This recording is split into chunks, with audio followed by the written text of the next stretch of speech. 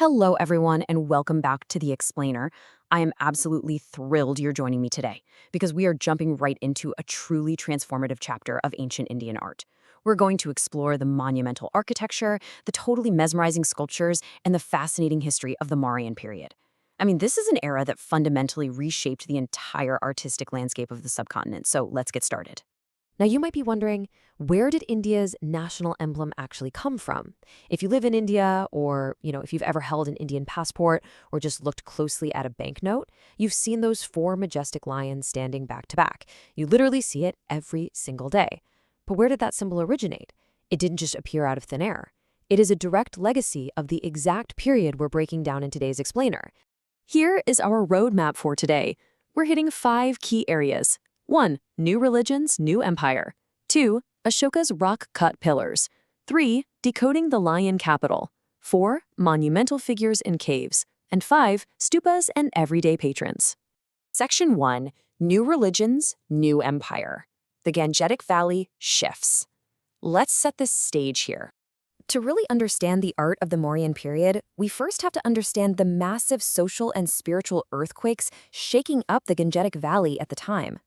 Back in the 6th century BCE, we see the rise of the Shraman tradition, specifically Buddhism and Jainism. And these movements caught on like wildfire because they directly pushed back against the rigid Varna and Jati systems of the established Hindu religion. Fast forward a bit to the 4th century BCE, and the mighty Mauryan Empire steps onto the scene, consolidating power over a massive chunk of India. Then comes the real game changer. In the 3rd century BCE, Ashoka, the most powerful Mauryan king, begins to heavily patronize Buddhism. This kind of top-tier imperial backing of a new spiritual movement, that's exactly what sparks the incredible explosion of art and architecture we're about to look at. Moving on to Section 2, Ashoka's rock-cut pillars, monumental messages. Okay, let's dive right into this, because this is absolutely crucial. Ashoka didn't just quietly support Buddhism, he literally broadcasted his messages across his empire using some of the most mind-blowing monuments of the ancient world. Now, erecting pillars wasn't a brand new idea. You see it in the Achaemenian Empire too. But there's a huge difference in how they were made. Achaemenian pillars were built by masons in multiple pieces, just stacked on top of each other. Mauryan pillars, they were monolithic. That means these absolute massive structures were carved out of one single giant piece of rock. It's honestly hard to wrap your head around the supreme level of skill those stone carvers had. They erected these towering engraved stone pillars all across the northern part of the empire. Section 3. Decoding the Lion Capital, symbol of the first sermon. So, perched right on top of these towering pillars were spectacular capital figures, bulls, elephants, and of course, the famous lions. We're going to decode the absolute finest example of this Mauryan sculptural tradition, the Sarnath Lion Capital. Discovered over a century ago near Varanasi, Ashoka built this masterpiece for a very specific reason. It commemorates the Dhammachakra Pravartana. That's the Buddha's first ever sermon given right there at Sarnath. Let's break down the anatomy of this thing. Originally, the capital had 5 distinct parts. First up, the main shaft of the pillar, which sadly is broken into a bunch of pieces today. Second, there's this gorgeous inverted lotus bell base. Third, resting right on that base is a circular abacus, or drum, featuring 4 animals walking clockwise. Fourth, you have the main event, 4 majestic adorsed lions facing the 4 cardinal directions. And fifth, the crowning piece, a massive Dhammachakra wheel that used to sit right on top of the lions' heads. That wheel is actually broken now and kept in the Sarnath Site Museum. So that national emblem of independent India we talked about earlier, that's actually the capital without its crowning wheel and without the lotus base at the bottom. Now, what's really interesting here is the sheer technical brilliance. Look at it. The sculptors were absolute masters of naturalistic observation. The facial musculature of those lions is carved so tensely, it literally looks like they are holding their breath. Their curly manes have this bold, protruding volume, and you can visibly see the weight of their bodies supported by the stretched muscles in their paws. And to top the whole thing off, the entire surface has that signature, heavy, mirror-like Morian polish. It is just spectacular. Section 4. Monumental figures and caves beyond the pillars. Mauryan art wasn't just about imperial pillars. We also see these incredible freestanding figures and rock-cut caves. Take the Yaksha figure from Parkam, for instance. We have to remember the religious landscape back then was super diverse. Worshipping yakshas and mother goddesses was hugely popular long before, during, and after Buddhism took off. Eventually, these figures just sort of assimilated into Buddhist and Jaina monuments. Much like the lions we just looked at, these human figures had pronounced cheeks, detailed physiques, and that same high polish. Now contrast that freestanding statue with the entrance to the Lomas Rishi cave at the Barabar Hills in Bihar. Check out the beautifully decorated semicircular Chaitya arch with that high-relief elephant frieze. And here's a wild fact. Ashoka donated this cave, but not for Buddhists. He donated it to the Ajivika sect, which just goes to show how incredibly diverse the religious tolerance and patronage of the era really was.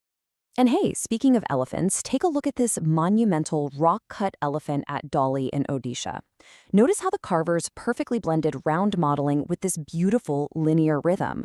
It honestly looks as if the elephant is just casually strolling right out of the solid rock face. Plus, just like those massive pillars, this site also features an Ashokan rock edict, so the emperor was stamping his message right alongside this breathtaking art. And finally, Section 5, Stupas and Everyday Patrons, the People's Canvas. Now we're pivoting from the top-down royal commissions of Ashoka to see how Buddhist art eventually became this highly democratic, community-driven effort.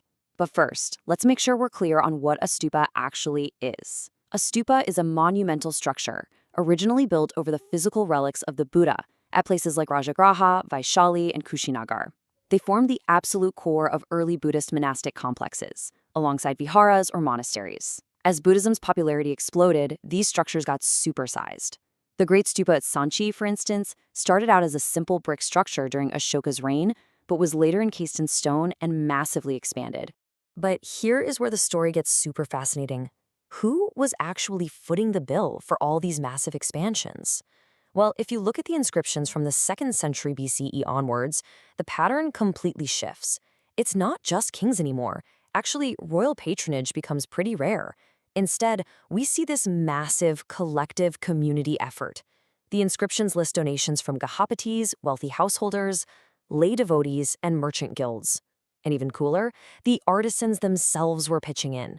We literally have inscriptions mentioning a stone carver named Kanha and his disciple Balaka as patrons, alongside goldsmiths, stone polishers, and carpenters.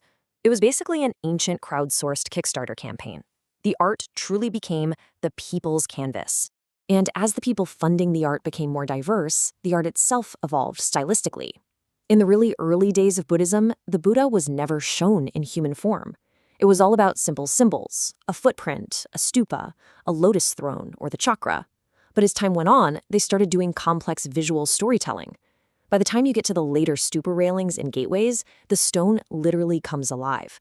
They began carving the Jataka stories, which are the epics of the Buddha's previous lives, turning simple icons into sweeping, monumental narratives carved right into the stone. So, we've seen how the Mauryan period shifted from simple icons to massive imperial pillars holding up the sky, and finally evolved into sprawling, crowdsourced epics carved by everyday people. From simple symbols to complex epics, what stories are we carving into stone today? What monuments are we leaving behind to tell our story to future generations? It's definitely something to think about the next time you look at those 4 lions on a coin. Thank you so much for joining me on this explainer. I really hope you found this deep dive into the chapter as fascinating as I do. Keep learning, and I'll catch you next time.